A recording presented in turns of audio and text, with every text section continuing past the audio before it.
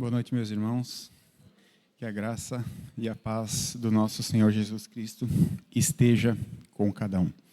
Só queria convidar os irmãos para ficar em pé um instantinho, para a gente estar lendo o versículo, o texto, inicial aqui da nossa pregação de hoje.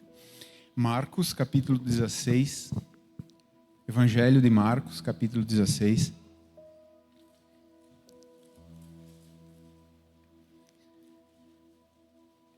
Capítulo 15 e 16.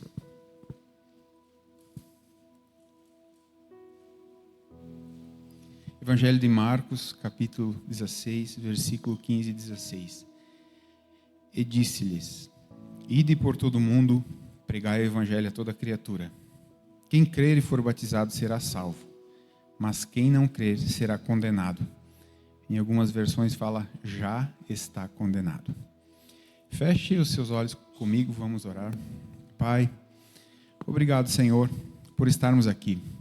Eu, juntamente com cada um desses meus irmãos, estamos aqui por causa de Ti, Senhor. Não é por causa de nós, é por causa de Ti. Então, Pai, que o Senhor possa fazer em nós aquilo que o Senhor deseja fazer. Que o Senhor possa fazer em mim e através de mim aquilo que o Senhor tem o propósito de fazer nessa noite, e que o Senhor faça também na vida de cada um dos que estão aqui, aquilo que o Senhor quer fazer. Meu Deus, em nome de Jesus, Senhor, cada dificuldade que alguém possa ter em ouvir e entender a Tua palavra, que caia por terra em nome de Jesus nesse momento. Que os olhos espirituais se abram, que os ouvidos espirituais se abram, que o entendimento se abra, e que grandes coisas o Senhor possa fazer nesta noite, em nome de Jesus. Pode sentar, meus irmãos. Embora a igreja não esteja cheia, mas muito me alegra ver que tem muitas pessoas novas que eu digo novas na caminhada. E quando eu vejo isso, eu fico feliz, porque eu lembro de quando eu comecei. De tantas coisas maravilhosas que o Senhor fez por mim, fez em mim e fez por mim. Mesmo eu vindo de uma vida toda errada, toda cheia de problemas, pecados, dificuldades, mesmo assim, o Senhor me amou, o Senhor me aceitou, e o Senhor começou uma boa obra na minha vida. E eu quero dizer que não é diferente com nenhum de vocês que está aqui. Se você quiser, o Senhor pode transformar completamente a sua vida. E o fato de ter muitas pessoas novas começando é um sinal que Deus está aqui. Porque onde uma igreja onde o Senhor está, há transformação de vida, há salvação, Então esse é um sinal, isso é um motivo de muita alegria. Muita alegria para mim, e eu acredito que para todos que amam o Senhor e amam o reino de Deus, também se alegram com isso. Então, o tema que eu quero trazer hoje, o título da mensagem de hoje é Boas Notícias. Então hoje nós temos boas notícias. O Senhor transmitiu um coração feliz ao meu espírito hoje. Que o Senhor, às vezes o Senhor, Ele está irado com algumas coisas, e Ele nos leva a transmitir aquilo que Ele não está contente. Mas hoje o Senhor se manifestou salvador e cheio de graça. Por isso o tema é Boas Notícias. Cada um que vem na igreja, que coloca os pés dentro de uma igreja pela primeira vez, normalmente ela vem por algo que lhe é prometido, por algo que ela espera, por algo que ela precisa. E muitas são as promessas, que estão na palavra do Senhor. Por exemplo, paz. Quem não gostaria de ter paz? No Evangelho de João 14, 27, Jesus disse: Eu vos dou a minha paz. ou eu deixo a minha paz vos dou. Então é uma promessa. E quantas vezes nós estamos, não por algo que nós fazemos ou deixamos de fazer, às vezes não tem nem explicação. A gente fica numa angústia, fica, sabe, com o coração apertado. Ainda na terça-feira eu estava aqui conversando com o pastor Abel, ele compartilhou comigo e eu estava no mesmo sentimento, como se fosse uma pressão, sabe? Até o passarinho cantando incomodava e não tinha uma explicação óbvia para isso. Mas esse é o momento que a gente quer, o que a gente mais quer é ter paz. E paz é uma promessa, né? Paz é uma promessa. Outra promessa que traz as pessoas para a igreja, são por exemplo, uma cura física. Às vezes a pessoa está doente, está enferma. Em alguns casos é uma doença que não tem, aos olhos humanos ou à luz da medicina, não tem mais cura. Mas há promessa de cura, né? 1 Pedro 2,24 fala que o Senhor, que pelas suas pisaduras nós fomos sarados, né? Então há também promessa de cura. E nós devemos crer nessas promessas porque são verdadeiras. E isso traz algumas pessoas para a igreja. Também tem promessa de uma família abençoada, né? Quantos gostariam de ter um casamento abençoado? Mesmo quem já é casado, ou às vezes quem é solteiro, não sonha em ter uma família abençoada, um casamento abençoado, filhos abençoados. E é uma promessa. Até outro dia eu preguei sobre o Salmo 128. Como é feliz. Promessa de felicidade. Tudo te irá bem. Ganhará o suficiente para viver, enfim. Tem essas promessas na palavra. E muitas pessoas vêm para Cristo por essas promessas. Existe também promessas de prosperidade financeira. Embora alguns meio que exageram um pouco nisso, ou pendem muito para esse lado, mas é uma promessa. O Senhor promete, sim, prosperidade financeira. 2 Coríntios 9:6 fala que a gente colherá com fartura, de acordo com a que a gente semeia. Então é uma promessa. Então quantos gostariam de ser abençoados financeiramente? Você está no lugar certo. Outra promessa importante, promessa de alegria. Num mundo triste, num mundo onde que as pessoas têm tudo, mas quase nunca estão contentes. Não está contente com o que tem, mas corre atrás daquilo que não tem. Quando que nós deveríamos de estar contente com o que temos, né? E o que o Senhor acrescenta, mais contentamento. E tem um versículo em João 15:11, que Jesus fala, para que a vossa alegria seja completa. Então tem promessa de alegria. Agora, às vezes você pode estar se interrogando da seguinte forma: por que alguns não recebem essas promessas? E não são só essas que eu citei poucas. Na verdade, na palavra tem mais de 8.000 promessas. Mais de 8.000 promessas. Mas por que às vezes, para algumas pessoas, isso não se cumpre? Vocês já pararam para pensar nisso? Meus irmãos, essas promessas, elas em algumas pessoas pode ser que elas não se cumprem, porque as promessas descritas na palavra são para os salvos. São para os salvos. Então, embora a pessoa creia na promessa, enquanto ela ainda não foi salva, não acontece. Quando você pegar a Bíblia e ler ela de capa a capa, o que está escrito ali é para o povo de Deus. E o que está escrito para quem ainda não é salvo? Marcos 1,15. Quer colocar ali, por favor, Marcos 1,15?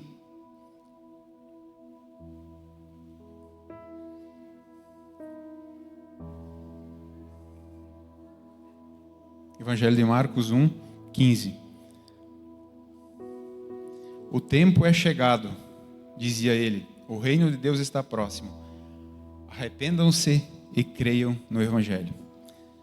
Então, para quem ainda não foi salvo, a mensagem é essa: arrependei-vos e crede no Evangelho. Aí que entra um entendimento muito importante na vida de cada um de nós. Que esse entendimento é que vai fazer a diferença se a gente vai para frente ou não. Que é o entendimento da necessidade do ser humano de ser salvo. No versículo inicial que eu li de Marcos, eu vou repetir: e disse-lhe, ide por todo mundo, pregar o evangelho a toda criatura. Porque existem a maioria das pessoas são criaturas. Jesus foi enviado pelo Pai à terra para cumprir um propósito, para salvar o que estava perdido. Jesus veio em carne, nasceu como homem, ele foi morto, crucificado, morreu, desceu ao inferno, ressuscitou, subiu ao céu e prestou contas a Deus daquilo que ele tinha sido enviado para fazer. E ele foi aprovado por Deus. Aí ele voltou, chegou para os seus discípulos e disse: toda a autoridade me foi dada na terra, agora vocês vão e façam discípulos. Vocês vão e preguem o evangelho a toda criatura. Vocês vão e levem a salvação que eu conquistei para todos os homens. Então as pessoas que não são salvas, elas não é por causa daquilo que elas fazem que elas não são salvas. O pecado que as pessoas cometem não é esse pecado que vai levar elas para o inferno, vamos colocar assim dizer. O que as pessoas fazem só é o resultado do que elas são. E o que elas são?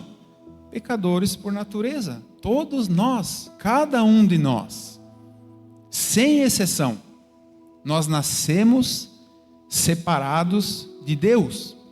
Nós nascemos apenas como criatura. Nós não nascemos filhos de Deus. Nós nascemos criaturas. Por isso que o evangelho precisa ser pregado para toda criatura. Um versículo que traz isso com muita clareza é Romanos, capítulo 5, versículo 12. Quem quer abrir aí, o pessoal pode colocar no Data Show. Que fala do pecado original. O que é o pecado original? Quando Adão e Eva pecaram lá no Jardim do Éden, o pecado entrou no ser humano. E todos os seres humanos que nasceram a partir dali, já nasceram pecadores. E por isso que nós precisamos ser salvos. Por isso nós precisamos de salvação. Então Romanos capítulo 5, versículo 12 fala: portanto, como por um homem entrou o pecado no mundo, e pelo pecado a morte, assim também a morte passou a todos os homens, por isso todos pecaram. Então, o primeiro de todos os entendimentos que nós precisamos ter é que nós somos pecadores, mesmo antes de ter feito uma coisa de errado. Antes de nós ter contado a primeira mentira na nossa vida, nós já éramos pecadores, nós já precisávamos de salvação. Mas Jesus veio para resolver isso. Então, quando Jesus anunciou pregai o evangelho, ele disse: pregai a boa notícia. Evangelho significa boa notícia. E qual é a boa notícia? Que você é pecador, mas você não precisa continuar sendo pecador, porque Jesus pagou o preço pelos nossos pecados. Uma vez que nós cremos na obra que Ele fez, nós não podemos crer naquilo que nós fizemos.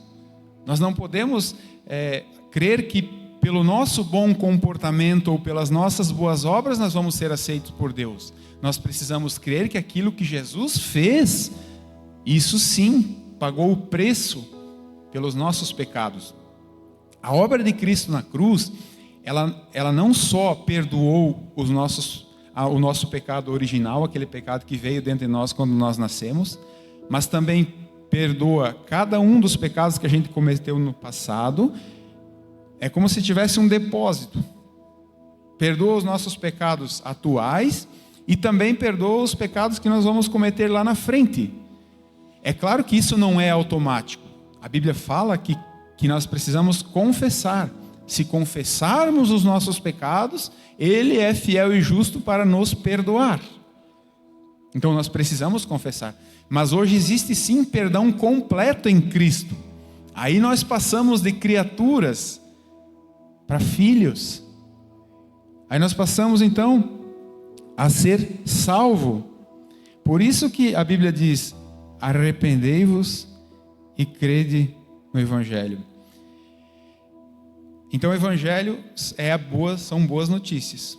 Boas notícias já era profetizado no Antigo Testamento. Vamos abrir lá Isaías 52, versículo 7. Profetizava boas notícias desde bem antes de Jesus vir, já era profetizada essa boa notícia. Isaías 52, versículo 7. Como são belos nos montes os pés daqueles que anunciam boas novas, que proclamam a paz, que trazem boas notícias, que proclamam a salvação, que dizem a Sião: o seu Deus reina. Estava falando dessa salvação que nos está disponível agora. Lá atrás já estava sendo profetizada essa salvação. E o apóstolo Paulo fala a mesma coisa em Romanos 10, capítulo 15. Como são belos, né, os pés dos que semeiam a paz. Então quando alguém prega o Evangelho, quando alguém prega a boa notícia, ele está dizendo: tem paz para com Deus. Você pode agora passar a ter paz com Deus. E daí sim, a partir do momento que você é salvo, a partir do momento que você se reconcilia com o Senhor, a partir do momento que o pecado que veio em nossa natureza humana foi perdoado, todas as 8.000 promessas que estão na Bíblia são para nós. A partir daí, todas essas boas notícias são para nós. Então eu quero falar um pouquinho sobre algo que é necessário aqui, que é o arrependimento. A palavra arrependimento, lá do original, ela vem da palavra metanoia. E o significado mais básico, simples para a gente entender, significa mudança de mente. Mudar a nossa forma de pensar. Romanos capítulo 12, 2 fala sobre isso. Não vos conformeis com o padrão desse mundo, mas transformai-vos pela renovação da vossa mente. Então nós precisamos renovar nossa mente da forma que nós pensava antes, da forma que nós vivia antes, e transformar a nossa mente com aquilo que é a vontade do Senhor, com a palavra do Senhor, com o ensinamento do Senhor. Reconhecer e confessar que a nossa atual forma de vida é pecaminosa. Que a forma que nós vivemos é contrária à vontade de Deus. E pedir misericórdia. Pedir misericórdia. Crer que Jesus Cristo pode te salvar. E clamar, suplicar, querer acima de todas as coisas ser salvo. Porque as pessoas às vezes elas dizem: ah, legal, então se Jesus quer me salvar, eu aceito. Como se fosse qualquer coisa. Não, meus irmãos. É a coisa mais importante que pode acontecer na vida de alguém. Se você não ficar empolgado com a salvação, se você não clamar por isso, por esse perdão, quantos textos ali citados na palavra, que pessoas gritavam de longe: Filho de Davi, tem compaixão de mim. Então precisa haver dentro de nós esse entendimento e esse desejo de ser salvo. Essa necessidade de ser salvo. Precisamos levar a sério. Daí sim, nós vamos nos arrepender. Daí sim, nós vamos pensar sobre a nossa vida. E nós vamos usar a palavra ali como um espelho para ver o que está certo e o que está errado. Começar a meditar sobre isso e ir acertando, dia após dia. A partir do momento que nós entregamos completamente a nossa vida para Jesus, nós somos salvos, mas daí ele começa uma boa obra em nossa vida e nós precisamos ser transformados, ter a nossa vida mudada.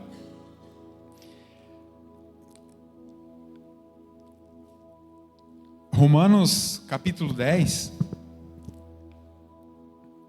9 e 10.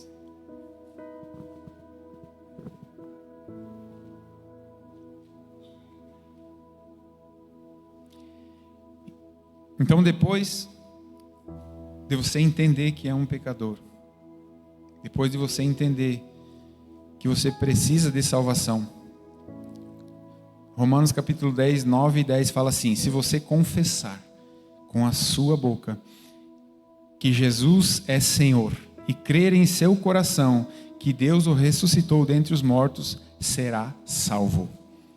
Pois com o coração se crê para a justiça e com a boca se confessa para a salvação. Tem uma coisa que me preocupa como um líder, como pastor, me preocupa dentro da igreja. Me preocupa da seguinte forma: às vezes a pessoa começa a vir na igreja, vir no culto, e ela se sente bem, e ela gosta, e ela até sente a presença de Deus, ela é bem, os irmãos a recebem bem, e ela vem vindo, e vai ouvindo, e vai ficando contente, feliz, e vai passando o tempo, daqui a pouco ela já está 2 anos, 3 anos, alguns anos, mas ela nunca entregou de verdade a vida para Jesus. Às vezes ela até já se batizou e tudo, ela é membro da igreja, pertence à comunidade, mas ela nunca ainda entendeu isso, sabe? Infelizmente, algumas pessoas acontece isso. E como é que a gente sabe? É verdade que a gente não tem o direito de julgar ninguém e nem apontar o dedo para ninguém. Mas em Lucas 6,44, Jesus fala assim, que vocês conhecerão a árvore pelo fruto. Então a gente consegue ver.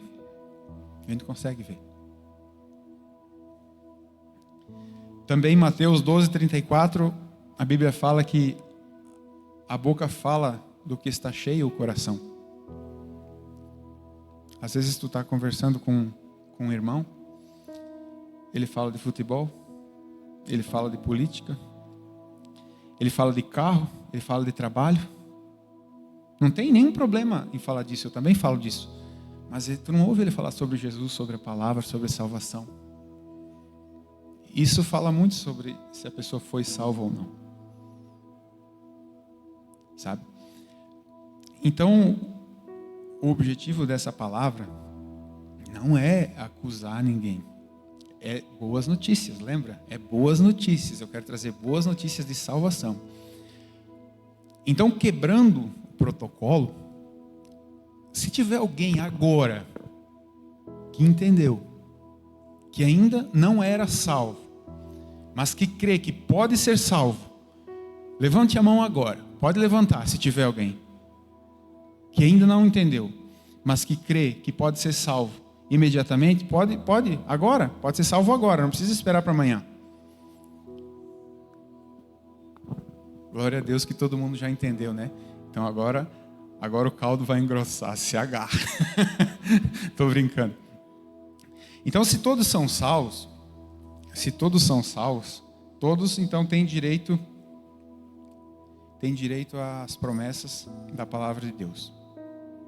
Depois de ter se arrependido e crido, você é salvo. Aí então, toda a escritura que é inspirada por Deus passa a valer para você. E nela contém os princípios e rudimentos que nos conduzem na caminhada cristã. Na palavra. Tem todas as informações que você precisa. Você não precisa nem ler o jornal, nem ver a notícia, nada. O que você precisa está aqui, ó. Salmo 119, no versículo 115, fala que lâmpada para os pés e luz para o caminho é a tua palavra. Isso quer dizer que lâmpada para os pés, a palavra mostra onde eu estou nesse exato momento, em relação a Deus. E luz para o caminho é para onde eu devo ir a partir de agora. O que não dá é para ficar parado.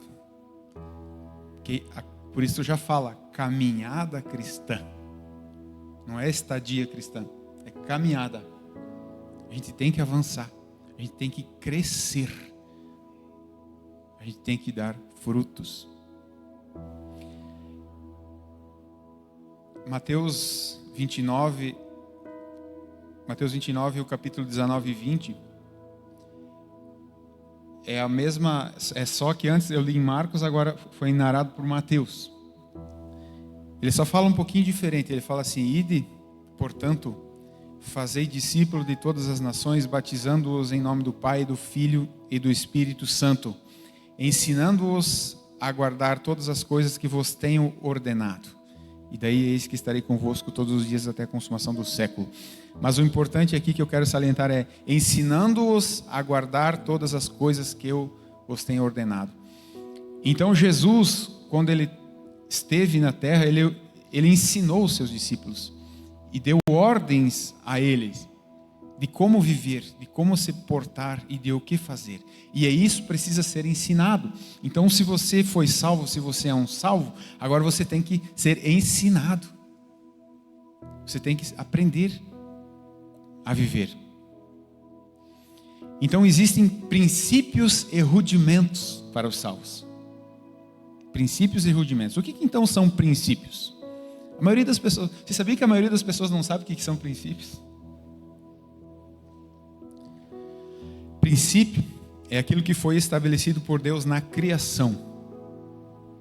São verdades primeiras e fundamentos que servem de base para uma ação. É um conjunto de valores morais que guiam o comportamento ou regras estabelecidas pelo Criador para que funcione de acordo com o plano original. Então, na palavra estão todos os princípios estabelecidos por Deus. Posso dar alguns exemplos? No Antigo Testamento tinha os 10 mandamentos, que eram princípios. Jesus resumiu para 2. Primeiro, relacionamento com Deus. Amarás o Senhor, teu Deus, acima de todas as coisas. Então é um princípio de relacionamento com Deus, amar Ele acima de todas as coisas. Segundo princípio, relacionamento com as pessoas. Amarás o teu próximo como a ti mesmo. Então são princípios que foram estabelecidos pelo Senhor lá na criação. E valem hoje e valerão para sempre. Pode mudar a cultura, a sociedade, pode haver evolução da ciência, tudo. Pode mudar a forma de culto no sentido de organização. Umas igrejas são mais conservadoras, outras são mais avivadas. Uns batem palmas, outros não, mas os princípios não mudam. Nunca. Na palavra, existem princípios sobre casamento.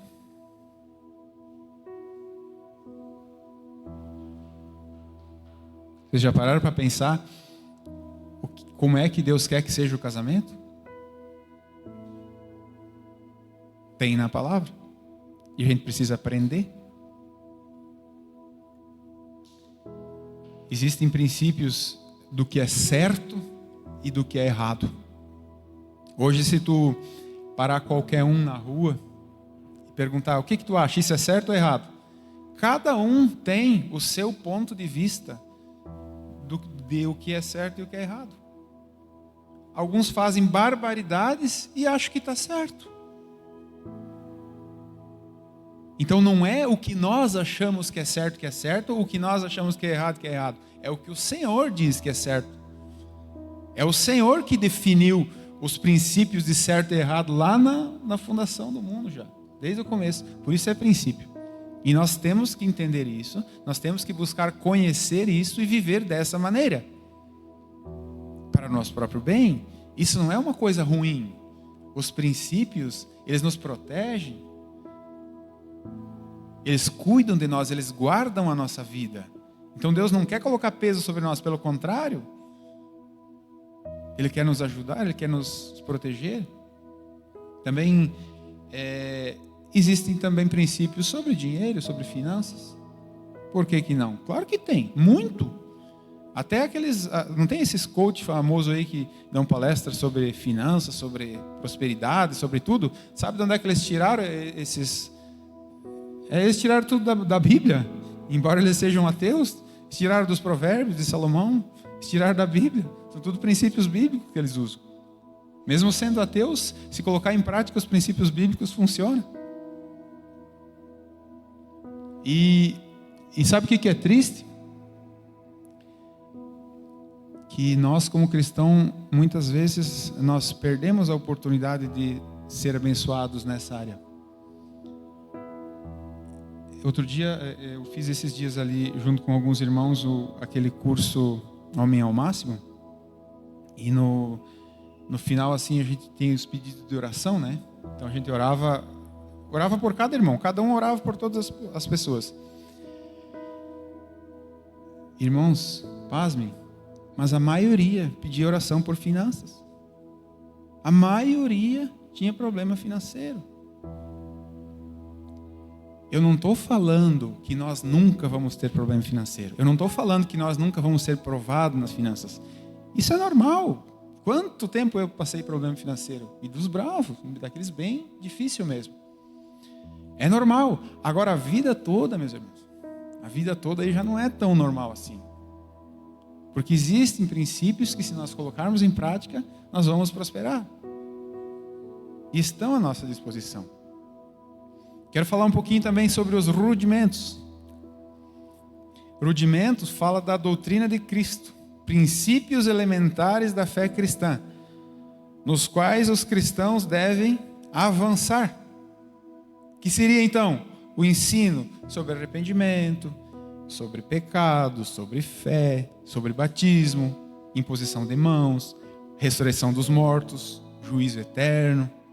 Está lá em Hebreus 6, 1 e 2. Então aqui é importante, é indispensável ter alguém que nos ensine. Por isso nós não podemos andar sozinhos. Às vezes aqui no culto, na pregação, a gente traz algum ensinamento. O pastor Aurélio, no Solidificar, traz ensinamento. Mas se faz necessário mais do que isso. Se faz necessário ter alguém que você chega do trabalho e você está com uma dúvida, você vai ler a palavra e você lê um versículo que você não entende, você pegar e mandar uma mensagem: ô irmão, me explica tal coisa. Isso é maravilhoso, é maravilhoso para quem está aprendendo e é maravilhoso para quem está ensinando. Eu já tive a oportunidade de fazer isso, é maravilhoso, não tem preço, é uma alegria tão grande. Eu lembro, uma vez um irmão mandou mensagem e falou assim: eu li aqui na palavra, deixa os mortos enterrarem os seus mortos. O que significa? Me explica, por favor. Sabe? Então, são experiências que a gente não esquece mais e que edificam a nossa fé. Então, faça isso. Encoste em alguém que possa te ajudar. Encoste em alguém que possa te ensinar. Seja humilde. Então, quando nós somos salvos, nós deixamos a velha natureza. A velha forma de pensar, a velha forma de viver. E recebemos uma nova natureza, uma nova vida. Essa agora, onde nós podemos ser dirigidas pelo Espírito Santo e pela palavra da verdade. E conforme vamos conhecendo a verdade, nós vamos sendo libertos do pecado, dos vícios, da forma errada de viver e pensar. E nós encontramos um propósito para viver. Quantos vivem, mas não têm um propósito? Não sabem qual é o propósito de sua vida. Uma vez alguém fez um psicólogo importante nos Estados Unidos fez uma pesquisa. Ele escreveu para os 20 mais famosos psiquiatras e psicólogos da época, perguntando qual é o propósito da vida. E não teve nenhum que teve uma resposta coerente. Muitos disseram, não sei, alguns disseram qualquer coisa. E teve um cara que falou assim, que ele era ateu, né? Ele disse assim: a não ser o fato de considerar a existência de Deus, a vida não tem propósito. Então a vida só tem propósito em Deus. Então nós temos que viver para cumprir esse propósito em Deus, para o propósito que o Senhor tem para nós. Isso traz contentamento e alegria de viver. Isso nos dá coragem para acordar cedo, nos dá coragem para fazer coisas difíceis. Isso nos dá ânimo. Uma coisa que eu nunca vou esquecer, e glória a Deus por isso, pastor Álvaro, meu pai na fé, ele sempre ensinava uma coisa. Ele ensinava assim: o cristão tem que orar no mínimo 1 hora por dia. Quem lembra que o pastor Álvaro falava assim? No mínimo 1 hora por dia. Ele usava como base para falar isso quando os discípulos Pedro, Tiago e João estavam com Jesus lá no monte, lá no Getsemane, né? E Jesus ia lá, e quando ele voltava, os discípulos estavam dormindo, e eles diziam: nem 1 hora podeis vigiar comigo. Pode ser que alguém possa dizer que isso seja até fora de contexto, pode até ser, mas eu vou dizer para vocês, funciona, tá? Pode acreditar que funciona. Orem pelo menos 1 hora por dia. Aí vocês vão ver que vai fazer diferença. Vocês vão ver a caminhada andar mais rápido. E não é só andar rápido, é andar certo, na direção correta, acertando, tendo os frutos. Então busque, querido, busque alguém para te ajudar, para te incentivar, para te explicar, te ensinar, e depois, finalmente, como Jesus fez com os discípulos, enviar. Ide. Você tem que chegar ao ponto de estar pronto para ser enviado. Para o ide. No começo, a gente não pode ser enviado. No começo, a gente tem que sentar para aprender. A gente tem que alinhar algumas coisas na nossa vida. Mas o objetivo é que daqui um pouco a gente possa ser enviado também. Pregar para o nosso colega de trabalho. Pregar para o nosso vizinho. Né? Para quem estiver ao nosso redor. Os irmãos do grupo do louvor, se quiser, já pode subir.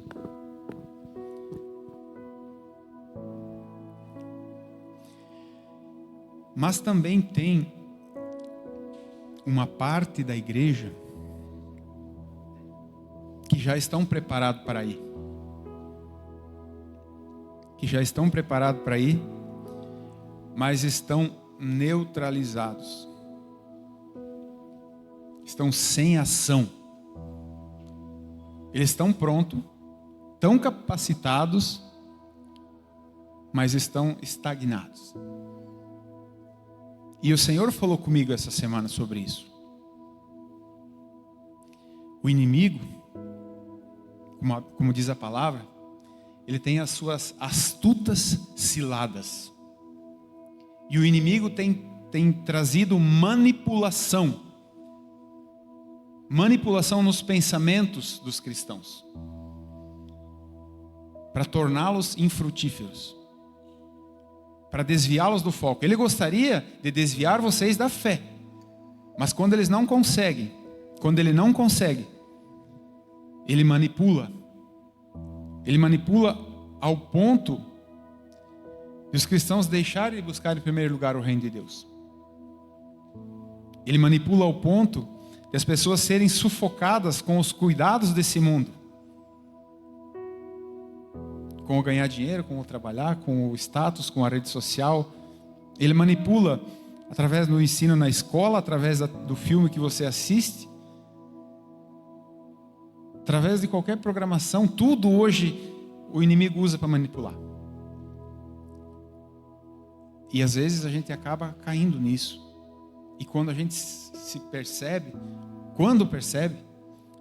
a gente está desse jeito que eu falei ali, neutralizado e sem ação. Quem falava de Jesus, quem evangelizava, quem discipulava, quem ganhava almas, hoje não está mais fazendo. Às vezes perdeu a motivação e nem se deu conta. Mas hoje é o dia que o Senhor quer destruir a obra do diabo na vida de quem sofreu isso. O Senhor é mais forte que o maligno. Maior é o que está em nós do que o que está no mundo. Então, enquanto os irmãos vão cantar um louvor, se você se sente neutralizado, se você entendeu que está infrutífero e gostaria de voltar a frutificar, ore ao Senhor. Confesse isso e peça ajuda. Porque o Senhor quer destruir as obras do diabo. O Senhor quer nos deixar livres para fluir, para frutificar e trazer os feixes cantando e sorrindo. Em nome de Jesus.